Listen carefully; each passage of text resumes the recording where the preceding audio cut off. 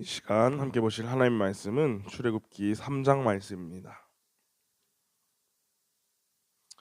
출애굽기 3장 1절에서부터 22절까지 말씀입니다.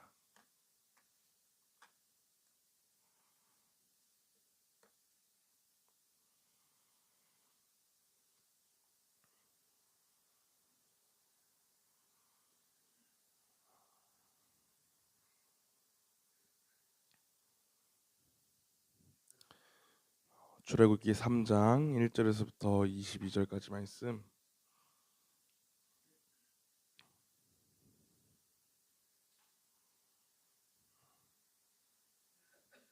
다 찾으신 줄 알고 제가 한 절, 여러분이 한 절 교독하도록 하겠습니다. 모세가 그의 장인 미디안 제사장 이드로의 양떼를 치더니 그떼를 광야 서쪽으로 인도하여 하나님의 산 호렙에 이르매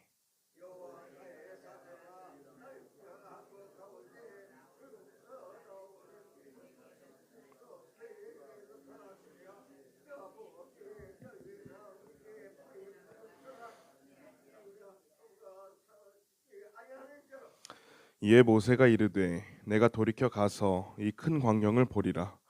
떨기나무가 어찌하여 타지 아니하는고 하니 그때에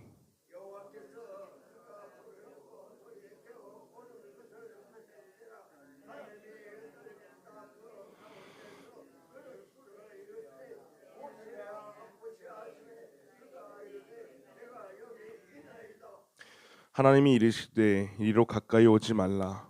내가 선 곳은 거룩한 땅이니 내 발에서 신을 벗으라.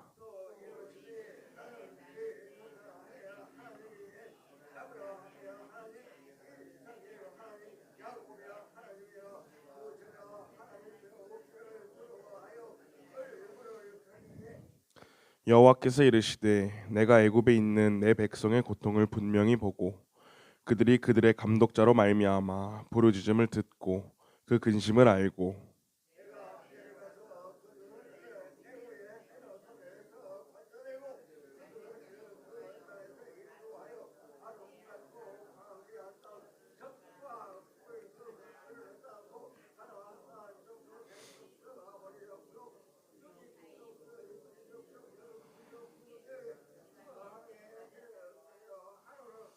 이제 가라. 이스라엘 자손의 부르짖음이 내게 달하고 애굽 사람이 그들을 괴롭히는 학대도 내가 보았으니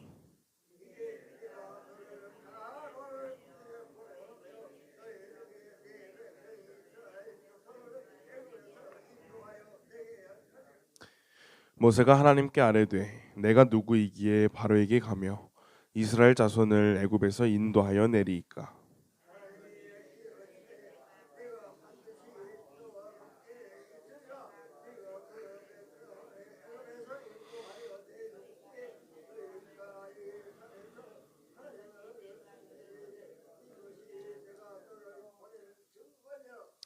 모세가 하나님께 아뢰되 내가 이스라엘 자손에게 가서 이르기를 너희의 조상의 하나님이 나를 너희에게 보내셨다 하면 그들이 내게 묻기를 그의 이름이 무엇이냐 하리니 내가 무엇이라고 그들에게 말하리이까.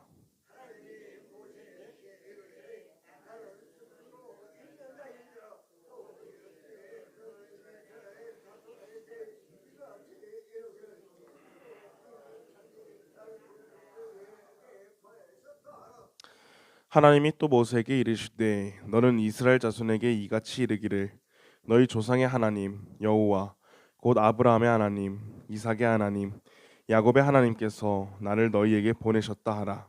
이는 나의 영원한 이름이요 대대로 기억할 나의 칭혼이라.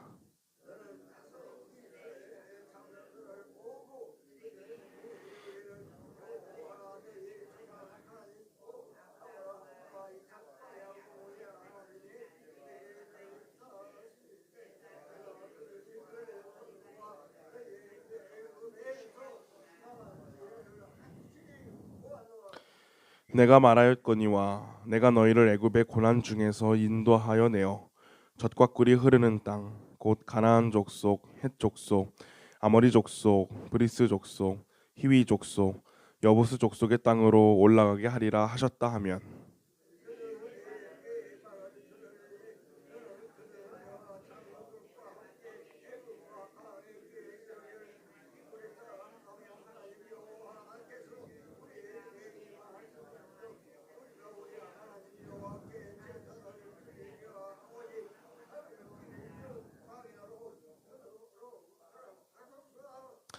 내가 아노니 강한 손으로 치기 전에는 애굽 왕이 너희가 가도록 허락하지 아니하다가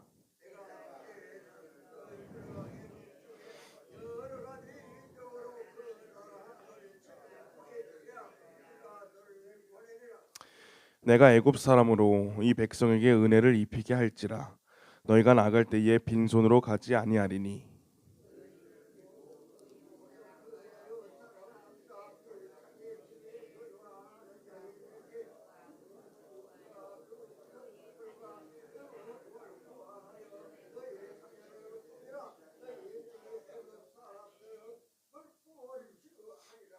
아멘. 오늘도 이 새벽 기도의 자리 가운데 나오신 모든 분들에게 주님의 은혜가 함께 하시기를 소망합니다. 오늘 함께 출애굽기 3장의 말씀을 보았습니다. 출애굽기 3장은 하나님께서 모세를 광야로 나아가게 하시고 또 그곳에서 하나님의 임재하는 모습을 경험하게 하십니다. 모세가 이드로의 양, 장인인 이드로의 양떼를 치다가 하나님의 산인 호렙산에 이르게 됩니다. 그리고 그곳에서 불에 타지 않는 떨기나무를 보게 됩니다. 그리고 그 떨기나무 가운데서 한 음성이 모세에게 들리게 되었습니다. 4절과 5절 말씀에서 이렇게 이야기합니다. 여호와께서 그가 보려고 돌이켜 오는 것을 보신지라 하나님이 떨기나무 가운데서 그를 불러 이르시되 모세야 모세야 하시매 그가 이르되 내가 여기 있나이다. 하나님이 이르시되 이리로 가까이 오지 말라. 내가 선 곳은 거룩한 땅이니 내 발에서 신을 벗으라 라고 이야기를 합니다. 떨기나무 가운데서 자기의 이름을 아는 목소리가 자기의 이름을 부르며 내가 있는 곳은 거룩한 곳, 거룩한 땅이니 내 발에서 신을 벗으라고 명령합니다. 신발을 벗는다는 것은 당시 여러 가지 의미를 가지고 있었습니다. 당시 고대 사회의 종교에서 자신이 믿는 신의 신전에 들어가기 위해서는 신발을 벗어야 했습니다. 왜냐하면 신발은 이 땅을 밟고 살아가는 물건, 그런 도구이기 때문에 먼지와 더러운 것들이 묻어 있었습니다. 그렇기 때문에 내가 섬기는 그 신 앞에 더러운 것들을 가지고 갈 수 없다 해서 그런 신을 섬길 때에 또 신전에 들어가기 위해서는 그 더러웠던 신발을 벗어야 했었습니다. 그래서 신발을 벗는다는 것은 거룩함과 경외함을 의미하기도 합니다. 근데 제가 이 말씀을 묵상하면서 그렇다면 모세에게 신을 벗는다는 것은 어떤 의미가 있을까? 정말 그때처럼 하나님을 경외하는 마음 또 거룩함을 의미하기도 하지만 모세에게는 어떤 의미가 있었을까라는 것을 묵상하다가 신을 벗는다는 것은 이제 하나님께서 모세를 부르실 때에 자신의 과거에 매여 있는 것을 버려라. 이제는 벗어버려라라는 의미가 있겠구나 싶었습니다. 모세의 상황을 봤을 때 지금 어떤 상황과 또 어떤 모습으로 지금 보내고 있습니까? 모세는 과거에 그 나라에서 애굽에서 가장 잘 나가던 파라오의 아들이었습니다. 그는 왕자였고 모든 것을 누릴 수 있었던 사람이었습니다. 그러나 뜻하지 않게 애굽 사람을 죽이게 되고 히브리 사람들이 그 사실을 알게 되자 광야로 도망치듯이 자신의 모든 것을 누릴 수 있었던 애굽을 떠나게 되었습니다. 그리고 모든 것을 잃고 모든 것을 누릴 수 있었던 모세였지만 모든 것을 잃고 무기력하게 40년이라는 긴 시간 동안 광야에서 지내게 되었습니다. 오늘 말씀 1절의 말씀을 보면 모세의 상황에 대해서 장인 이드로의 양을 치던 중이라고 이야기를 합니다. 40년이라는 긴 시간 동안 자신의 양을 만들지 못했을까요? 그저 무기력함으로 자신은 아무런 쓸모없는 사람, 나는 존재 가치가 없는 사람이라고 스스로 여기며 그저 장인의 양떼만 치며 아무런 목적 없이 의미 없이 죽는 날을 기다리며 모세는 살아왔을 것입니다. 그러나 하나님께서는 그런 모세를 잊지 않으신 줄 믿습니다. 하나님은 다시 한 번 더 이 모세의 삶의 의미와 목적을 상기시켜 주시는 말로 너의 무기력한 신발, 너가 의미 없다라고 생각하는 너의 삶 가운데에 너가 존재 가치가 아무런 쓸모 없다고 생각하는 너의 생각을 벗어라. 이제는 내가 너를 불렀으니 너의 이름을 모를 것 같은 하지만 너의 모든 것을 알고 있는 내가 하나님이 내가 너를 불렀으니 너를 붙잡고 있는 너를 나에게로 나오게 하지 못하게 하고 있는 무기력함, 그런 생각들을 벗어버려라 라는 의미로 하나님께서 모세에게 말씀하신 줄 믿습니다. 혹시 나의 삶과 신앙을 돌아봤을 때 나를 걸려 넘어지게 하는 기억들, 또 아무런 의미가 없다라고 느껴진다라고 그렇게 생각된다면 지금 그 모든 생각을 버리시고 벗어버리고 거룩하신 하나님 앞에 나아가시는 모두가 되기를 주님의 이름으로 소망합니다. 그리고 내 생각과 기억 또 뜻을 버리고 거룩하신 하나님 앞에 설 수 있는 모두가 되기를 바랍니다. 하나님께서는 내가 애굽에 있는 나의 백성들의 고통 소리를 들으셨다라고 하시고 또 그들의 고통을 알고 있으니 너를 보내어서 그들을 애굽에서 인도하여 내겠다. 약속의 땅으로 그 백성들을 인도하여 내겠다라고 모세에게 말씀하십니다. 그러나 모세는 그 거룩하신 하나님의 말씀에도 또 하나님의 명령에도 불구하고 아직도 자신의 생각과 뜻을 버리지 못했습니다. 모세는 11절에 하나님의 명령에 대해서 이렇게 답합니다. 모세가 하나님께 아뢰되 내가 누구이기에 바로에게 가며 이스라엘 자손을 애굽에서 인도하여 내리이까 라고 이야기를 합니다. 또 13절에서도 자신에 대해서 이렇게 이야기합니다. 하나님께 모세가 하나님께 아뢰되 내가 이스라엘 자손에게 가서 이르기를 너희의 조상의 하나님이 나를 너희에게 보내셨다 하면 그들이 내게 묻기를 그의 이름이 무엇이냐 하리니 내가 무엇이라고 그들에게 말하리이까 라고 하나님께 이야기를 합니다. 이 말씀을 보면 어떻습니까? 모세는 지금 하나님의 말씀에도 하나님이 함께 하신다, 하나님이 너를 보냈다라고 명확한 말씀이 있음에도 불구하고 모세는 지금 두려워하고 있습니다. 이스라엘 사람들에게, 히브리 사람들에게 앞에 서는 게 무서운 것이 아니라 자신의 능력이 없음을 두려워하고 있었습니다. 그래서 자신은 능력이 부족해서 또 나는 권위가 부족해서 권위가 없어서 이스라엘 백성들을 이끌어낼 그런 권위가 없습니다. 그럴 만한 말재주나 능력이 없습니다. 라면서 하나님의 명령을 거부합니다. 그러나 하나님께서는 그런 모세에게 어떻게 말씀하십니까? 12절에서 이렇게 말씀하십니다. 하나님이 이르시되 내가 반드시 너와 함께 있으리라. 내가 그 백성을 애굽에서 인도하여 낸 후에 너희가 이 산에서 하나님을 섬기리니 이것이 내가 너를 보낸 증거니라. 아멘. 하나님께서는 모세에게 내가 능력을 주겠다, 너에게 특별한 권위를 주겠다라고 말씀하지 않으십니다. 12절 말씀에서 무엇이라고 말씀하시나요? 내가 반드시 너와 함께 하겠다라고 하나님께서는 말씀하십니다. 우리에게 가장 큰 능력은 하나님께서 주신 능력이기도 하지만 주님이 나와 함께 하시는 것이, 나의 삶과 동행하는 것이 우리의 삶에 우리가 의지할 수 있는 가장 큰 능력인 줄 믿습니다. 주님은 우리의 능력이 되십니다. 우리의 힘과 도움이 되십니다. 우리는 하나님께 문제를 해결할 수 있는 능력을 달라고 또 힘을 달라고 기도합니다. 그러나 그 모든 것 위에 뛰어나신 주님께서는 우리와 함께 하시기를 원하십니다.